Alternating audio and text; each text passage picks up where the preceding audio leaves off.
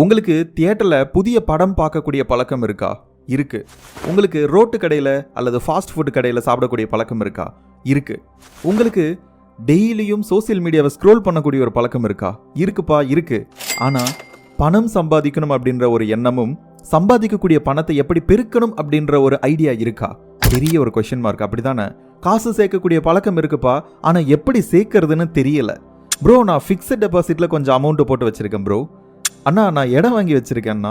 Brother, நான் நகை வாங்கி வச்சிருக்கேன். இது மாதிரி நிறைய பேர் என்கிட்ட சொல்லி கேள்விப்பட்டிருக்கேன். நான் ஒரு உண்டியல் வச்சிருக்கேன் அப்படின்னு கூட சொல்லியிருக்காங்க. டெய்லி அதில் காசு சேர்த்து வச்சுக்கிட்டு இருப்பேன் அப்படின்ட்டு. இப்படிதான் நம்மள நிறைய பேரோட சேமிப்பு பழக்கம் இருக்கு. உண்மையாலுமே பணத்தை சேமிக்கிறது வெறும் காசு பிடிச்சு வைக்கிறது மட்டும் கிடையாதுங்க. உங்க காசை அப்படியே சேவ் பண்ணி ஒரு இடத்துல கொண்டு போய் வைக்கிறதுக்கு பேரு சேமிப்பே கிடையாது.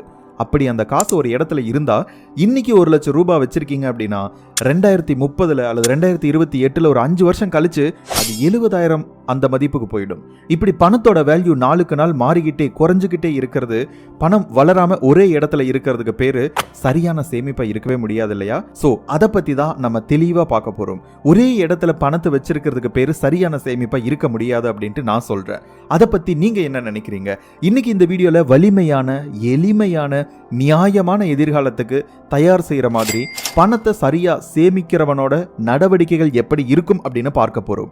அதோட அவங்க பழக்க வழக்கங்கள் எப்படி இருக்குன்னு பார்க்க போறோம். அதே சமயத்துல அதுக்குன்னு நேர்மாறா இருக்கக்கூடிய பணம் கையிலேயே தங்காத நபர்களோட குணாதிசயங்கள் எப்படி இருக்கும், ஏன் அவங்க கிட்ட பணம் இல்லை அப்படிங்கிறதையும், அவங்க கையில ஏன் பணம் நிக்க மாட்டேங்குது அப்படின்னு பார்க்க போறோம். Number 1, good savers start now.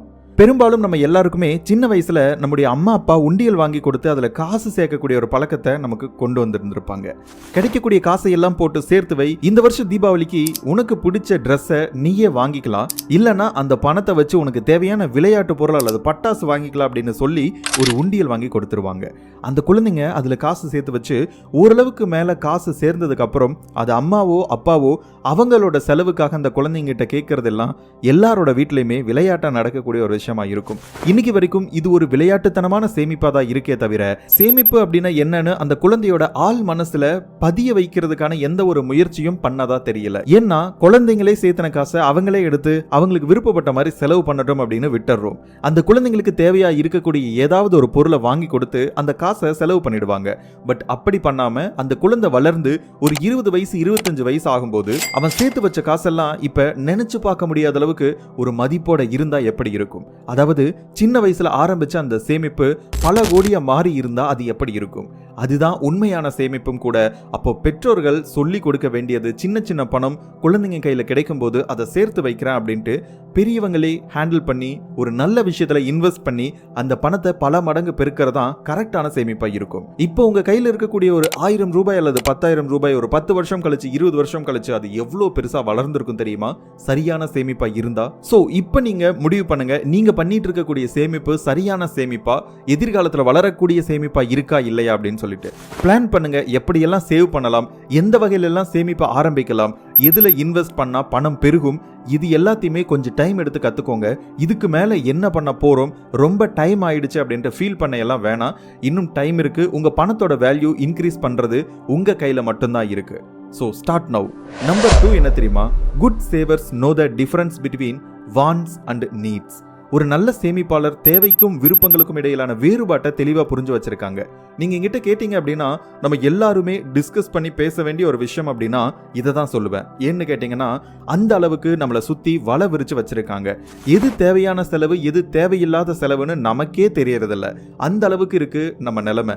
ஏன்னா அவ்வளவு குழப்பத்துல இருக்கும். புதுசா ட்ரெஸ் எடுக்கிறது, அடிக்கடி வெளியே போய் சாப்பிட்றது, சினிமா பார்க்க போறது அப்படின்ட்டு எல்லா இடத்துக்கும் போய் இஷ்டப்பட்டபடி செலவு செய்யறது, இது எல்லாமே அவசியமான ஒண்ணு அப்படின்ட்டு நம்மளை நாமளே நம்ப வச்சுக்கிட்டு இருக்கோம். அப்போ இது ஒரு டேஞ்சரான விஷயம் தானே. இப்படி நம்ம நம்பிக்கிட்டு இருந்தா நம்ம பணம் எங்க செலவாகுது, எங்க போகுது, இது எதுவுமே நம்ம கணக்குல இல்லாம போயிடும். அதுக்காக நான் தியேட்டரே போக கூடாதா, புது ட்ரெஸ்ஸை எடுக்க கூடாதா அப்படின்னு நான் சொல்ல வரலங்க. நான் சொல்லக்கூடிய விஷயம் என்ன அப்படின்றது இந்த வீடியோ முடியும் பொழுது உங்களுக்கே தெரியும். காசு கரெக்டா சேமிக்கணும் இருக்கணும் அப்படின்னு நினைக்கிறவங்க இந்த மாதிரி விஷயத்தை எல்லாம் புரிஞ்சுக்கிட்டு தெளிவா இதுல இருந்து வெளியில வந்துருவாங்க. ஏன்னா அவங்களுக்கு எது தேவை எது தேவையில்லாத விஷயம்ட்டு தெளிவா தெரியறதுனால அவங்களோட பணம் இந்த மாதிரி விஷயத்துல வீண் செலவே ஆகாது. ஏன்னா அவங்களுடைய தேவையை அவங்க தெளிவா புரிஞ்சுக்கிறதுனால, அந்த வேறுபாடு அவங்களுக்கு தெரிஞ்சதுனால விருப்பத்துக்கு செலவு செய்ய மாட்டாங்க, தேவைக்கு மட்டும்தான் செலவு செய்வாங்க. அதனால சிறப்பான சேமிப்பாளரா அவங்களால இருக்க முடியுது. காசை கரெக்டா சேர்க்கறது ஒரு பழக்கம் அப்படின்னா, அந்த காசை இஷ்டத்துக்கு கண்ட இடத்துல செலவு செய்யாம இருக்க கத்துக்கிறது அதை விட மிக முக்கியமான ஒரு நல்ல பழக்கம். தேவை விருப்பம் ரெண்டுமே வேற வேற, வித்தியாசம் ரொம்ப முக்கியம். அடுத்து number 3, good savers don't rely on autopay.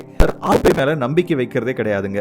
இதுல ஒரு பர்சனலான எக்ஸ்பீரியன்ஸ் என்ன அப்படின்னா, நான் ஒரு வருஷத்துக்கு முன்னாடி ஒரு சாஃப்ட்வேருக்கு நான் பே பண்ணியிருந்தேன். கிட்டத்தட்ட ஒரு 6000 ரூபாய் 6800 ரூபாய் ஆட்டோபே கொடுத்து வச்சிருந்தேன். அந்த சாஃப்ட்வேர் நான் அப்போ பயன்படுத்தினதோட சரி, இப்போ நான் பயன்படுத்துறது கிடையாது. ஆனால் இந்த வருஷம் ஆட்டோபே கொடுத்துருங்காட்டி ஆட்டோமேட்டிக்காக எடுத்துட்டான். அதுக்கு பின்னாடி தான் நான் போய் பார்க்குறேன், எனக்கு தேவையில்லாமல் ஒரு 6500 ரூபா செலவாயிருச்சு. ஸோ நான் ஒரு நல்ல சேவர் கிடையாது அப்படின்றது அப்போ தான் எனக்கு புரிஞ்சிச்சு. ஆட்டோபே பார்க்கறதுக்கு வசதியாக இருக்கலாம், ஆனால் அது நமக்கே தெரியாம செலவுக்கு வழி வச்சு விட்டுரும். ஒரு நல்ல சேமிப்பாளர் அவரோட செலவை அவரே நிர்வகிக்கணும் அப்படின்னு தான் நினைக்கிறாரு. செக் எழுதுறது, ஆன்லைன் பேமெண்ட் பண்றதுன்ட்டு அவரோட செலவை தீவிரமா அவரே கண்காணிக்கிறதுனால இந்த ஒரு பழக்கம் அவர் பண்ணக்கூடிய செலவு மேல அதிகமான விழிப்புணர்வு இருக்கிறதுக்கு காரணமா இருக்கு.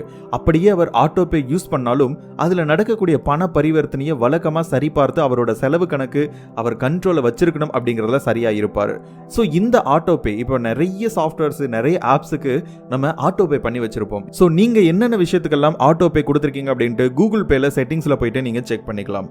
அடுத்து number 4, good savers have a budget. நல்ல சேமிப்பாளர்கள் கண்டிப்பா பட்ஜெட் போட்டுக்கிட்டே இருக்காங்க. அந்தந்த காலத்துக்கு தேவையான பட்ஜெட்டை அவங்களுக்கு ஏத்த மாதிரி ரினிவல் பண்றது வெற்றிகரமான சேமிப்பாளரோட அடையாளமா இருக்கு.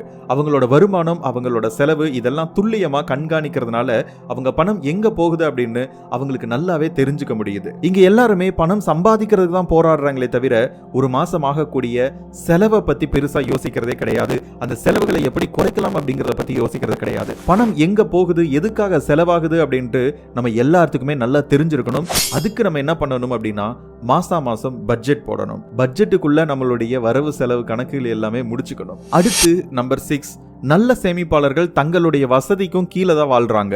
சொல்ல போனா அவங்க இன்னுமே வசதியை வாழ முடியும், ஆனா அவங்க லோ பட்ஜெட்ல வாழ்ந்துகிட்டு இருக்காங்க. அதாவது எப்படி அப்படின்னா, அவங்களால கார் வாங்க முடியும், அவங்களால வீடு வாங்க முடியும், அவங்களால ஒரு லக்ஸுரியான லைஃப் வாழ முடியும். ஆனா அவங்க ஆல்ரெடி வச்சிருக்கக்கூடிய ஒரு பழைய மாடல் காரை ஓட்டிக்கிட்டு சின்ன வீட்டுல வாழ்ந்துகிட்டு தேவையே இல்லாத பில்டப் எல்லாம் இக்னோர் பண்ணிக்கிட்டு வாழ்ந்துகிட்டு இருக்காங்க.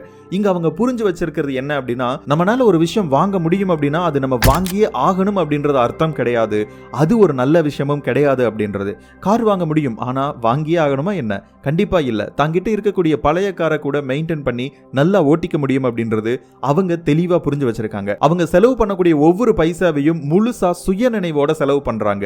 எப்பெல்லாம் நீங்க செலவு பண்ணதுக்கு அப்புறம் உங்களுக்கு ஒரு மாதிரி கில்ட்டா ஃபீல் ஆகுதோ அது எல்லாமே தேவையில்லாத செலவு தான். ஒருத்தருக்கு காசு கொடுத்து உதவி பண்ணும்போது கூட நம்ம சந்தோஷம் தான் படுவோம். ஆனா நம்முடைய காசு தேவையில்லாத ஒரு இடத்துல வீணாகிருச்சு அப்படின்னா நம்ம மனசளவுல ரொம்பவே நொந்து போயிடுவோம். நம்ம சில சேவிங் ஸ்ட்ராட்டஜி எல்லாம் தெரிஞ்சு வச்சுக்கிட்டு பணத்தை சரியா கையால கத்துக்கிட்டோம் அப்படின்னா இந்த தேவையில்லாத வீண் மன உளைச்சல் மிச்சமாகும், கூடவே நிறைய பணமும் மிச்சமாகும். இன்னும் உண்மையை சொல்ல போனா பணத்து மேல நம்ம எல்லாருமே எமோஷனலா ஒரு கணக்குல இருக்கும். நம்மளோட அன்றாட வாழ்க்கைக்கு பணம் அந்த அளவுக்கு தேவையான ஒண்ணா இருக்கு. நான் முன்னாடி சொன்னதான் இப்பவும் சொல்றேன், வெறும் காசை எடுத்து வைக்கிறது மட்டும் சேவிங்ஸ் கிடையாது. நம்ம பண்ணக்கூடிய செலவு நமக்கு தேவையான ஒண்ணுதானா அப்படின்னு சொல்லிட்டு நல்லா அனலைஸ் பண்ணிட்டு செலவு பண்ணுங்க. இந்த மணி மேனேஜ்மெண்ட்ல பணத்தை, வரக்கூடிய பணத்தை செலவு பண்றது மட்டும், நம்ம மேனேஜ் பண்றது மட்டும் முக்கியமான ஒரு விஷயம் கிடையாது. நம்ம கையில் இருக்கக்கூடிய பணத்தை நம்ம அதை பெருக்கிறதுக்கான சரியான வழிகளில் நம்ம இன்வெஸ்ட் பண்ணியிருக்கோமா அப்படின்றது ரொம்ப ரொம்ப இம்பார்ட்டன்ட். ஸோ இந்த விஷயங்கள் எல்லாமே உங்களுடைய லைஃப்ல ஃபாலோ பண்ணுங்க. இந்த வீடியோ பிடிச்சிருந்துச்சு அப்படின்னா ஒரு லைக் பண்ணிடுங்க, நம்மளுடைய சேனலை மறக்காம சப்ஸ்கிரைப் பண்ணிடுங்க. Thank you so much. இன்னொரு நல்ல வீடியோல மீண்டும் சந்திப்போம். Bye, take care.